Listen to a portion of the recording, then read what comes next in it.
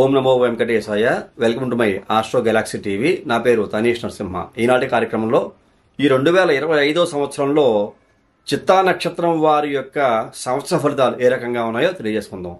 ఈ చిత్తా నక్షత్రాన్ని ద్విపాద నక్షత్రంగా చెప్పుకుంటూ ఉంటాం. అంటే 1-2 పాదాలు కన్యారాశిలో ఉంటే 3-4 పాదాలు తులారాశిలో ఉంటాయి.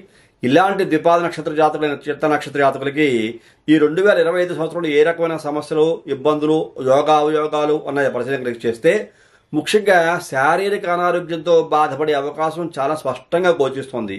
కాబట్టి ఆరోగ్య విషయంలో చాలా జాగ్రత్తగా ఉండాలి. ఆహార పానీయాల విషయంలో చాలా జాగ్రత్తగా ఉండాలి. మీ శరీరానికి సరిపడేటువంటి ఆహారాన్ని తీసుకుంటూ, సమతుల్యమైన ఆహారాన్ని తీసుకుంటూ ఆరోగ్యాన్ని కాపాడుకోవాల్సిందిగా ప్రత్యేకించి చిత్తా నక్షత్ర జాతకులకి ఈ 2025 సంవత్సర ఫలితాల్లో తెలియజేయబడుతోంది. కోపాన్ని కూడా చాలా అదుపులో ఉంచుకోవాలి. తన కోపమే తన శత్రువు అనే విషయాన్ని దృష్టిలో ఉంచుకుని కోపాన్ని అదుపులో ఉంచుకుంటే ఆరోగ్యం కూడా మీకు సహకరించే అవకాశం కనపడుతోంది. కుటుంబ విషయాలు కూడా మీకు సంతృప్తికరంగా ఉంటాయా అంటే ఉంటాయి, ఉండవా అంటే ఉండవు. కుటుంబంలోని వ్యక్తుల యొక్క ప్రవర్తన, కుటుంబ వ్యక్తుల యొక్క సహకారం మీకు అనుకూలంగా ఉంటుందా అంటే ఉంటుంది, మీకు ఉండదా అంటే ఉండదు. 2 లక్షణాలు కూడా మీలో ఉంటాయి. సంతృప్తికరమైన జీవితాన్ని పొందేటువంటి అవకాశం ఉంది, అసంతృప్తిగా జీవించే అవకాశం కూడా లేకపోలేదు.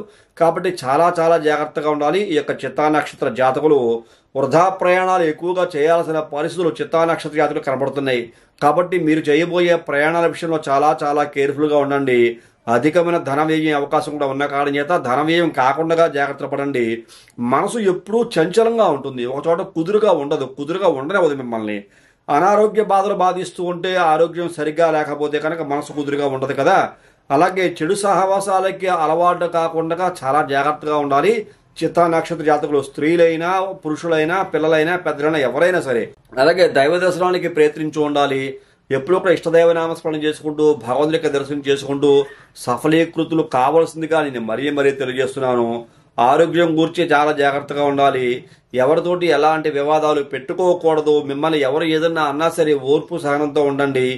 ఓవరాల్గా చూసుకుంటే యావరేజ్ ఫలితాలు చిత్తా నక్షత్ర జాతకులకి ఈ 2025 సంవత్సరంలో ఉన్నాయి చెప్పుకోక తప్పదు. అలాగే మీ వ్యక్తిగత జాతకాన్ని పరిశీలన చేసుకుని వాటికి సంబంధించిన దోష పరిహారం కూడా చేసుకుని మంచి భవిష్యత్తు పొందవలసిందిగా మరొక్కసారి తెలియజేస్తాను. తదుపరి కార్యక్రమంలో మరిన్ని ఆసక్తి విషయాలు తెలియజేసుకుందాం. అంతవరకు సెలవు. నమస్కారం.